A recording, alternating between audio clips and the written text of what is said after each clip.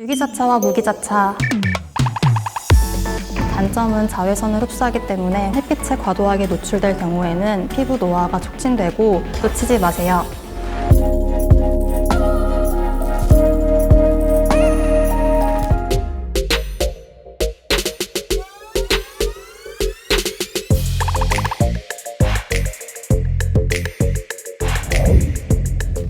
안녕하세요. 한국콜마에서 선크림을 개발하고 있는 윤정경이라고 합니다. 다가오는 여름, 뜨겁게 내리쬐는 햇빛으로부터 피부를 보호하기 위한 필수 아이템이 있죠. 바로 선크림인데요.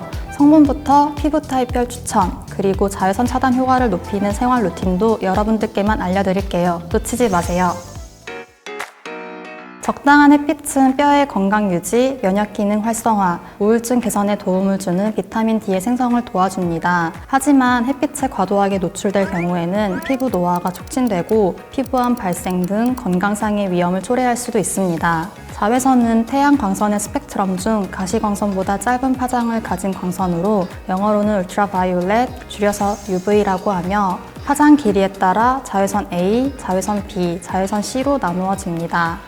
파장이 짧은 자외선은 오존층에 흡수되거나 유리창에 어느 정도 차단되지만 최근 오존층 파괴로 피부가 자외선에 직접 노출되면서 피부암 환자가 증가하고 있고, 파장이 긴 자외선은 오존층과 유리창을 통과하여 지표면과 실내까지 도달해 피부 노화, 기미, 색소 침착 등을 일으킬 수 있기 때문에 실내에서 생활하더라도 자외선 차단제를 꼭 사용해야 합니다.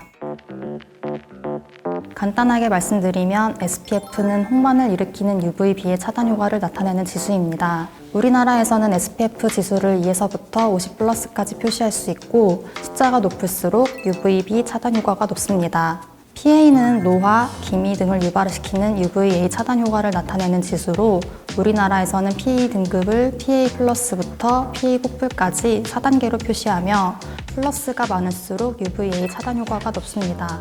SPF 수치 및 PA 등급이 클수록 자외선 차단 효과는 크지만 피부에 민감할 수 있기 때문에 자외선 노출 예상 시간, 활동 종류 등 상황과 목적에 맞는 적절한 제품을 선택하는 것이 좋습니다.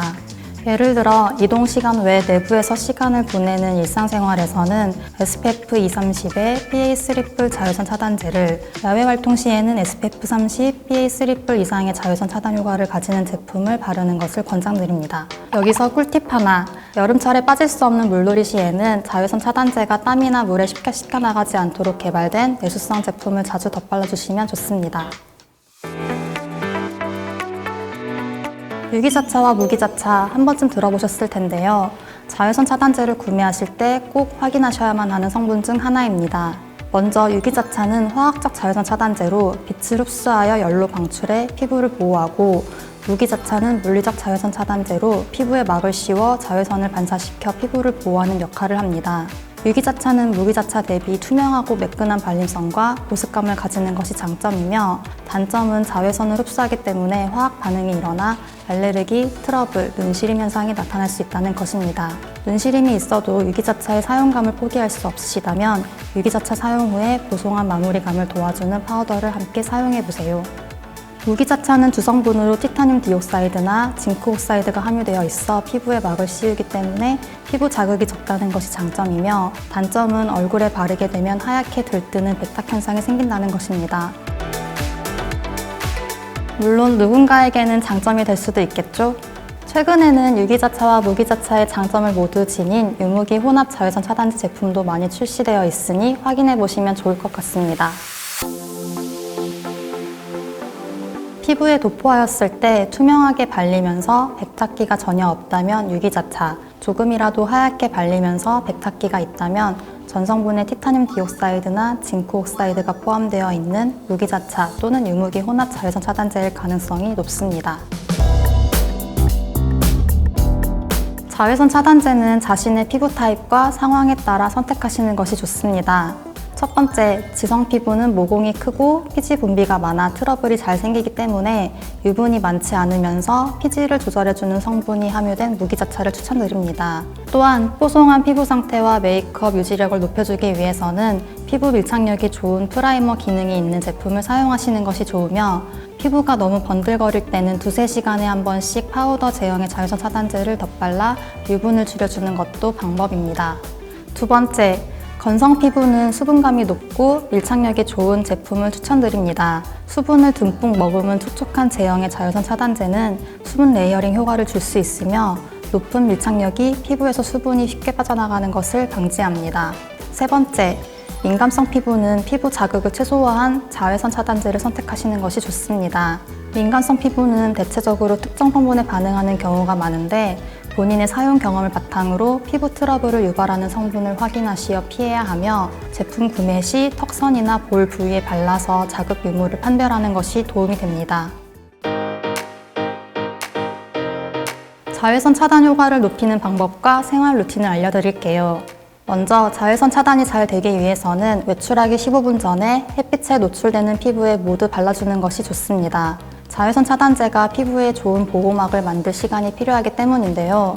외출 전 기초 화장의 마지막 단계에서 바르는 것을 권장드리며 500원 동전 크기의 충분한 양을 피부에 피막 입히듯 골고루 발라주시면 좋습니다. 또한 콧대에서 광대까지 이어지는 얼굴 중심을 나비존이라고 하는데요. 이 부위는 피부가 얇고 자외선을 직접 받으면 기미, 주근깨가 많이 생기기 때문에 피부가 얇은 분들은 나비존에 특히 신경 써주세요. 여러분은 하루에 자외선 차단제를 몇 번 바르시나요? 자외선 차단제에 대한 잘못된 인식 중 하나는 자외선 차단 지수가 높은 제품은 하루에 한 번만 발라도 된다는 것인데요. 절대 그렇지 않습니다. 외출 후에는 시간이 지나면서 피부에서 분비되는 땀, 피지와 같은 노폐물과 바람, 습도 등 외부 환경에 의해 벗겨지기 때문에 두세 시간마다 덧발라주어 자외선 차단 효과의 지속력을 유지해야 합니다. 이때 선스틱과 선쿠션을 추천드립니다. 손에 묻히지 않고 원하는 부위에 슥슥 펴바를 수 있으며 메이크업 위에 수시로 덧발라도 번들거리지 않고 피부에 밀착되어 효과적으로 자외선을 차단할 수 있습니다. 마지막으로 화장의 끝은 클렌징이라는 말도 있죠. 자외선 차단제를 바르는 것만큼이나 중요한 세안, 특히 땀이나 물에 잘 지워지지 않는 워터프루프 제품이라면 더욱 신경 써서 클렌징을 해야 합니다. 잔여물이 모공 속에 남아있을 경우 피부를 자극해 트러블을 일으킬 수도 있기 때문에 클렌징 워터, 오일, 크림 등으로 1차 클렌징을 한 후 클렌징 폼 등으로 2차 클렌징을 하여 꼼꼼히 씻어내야 합니다.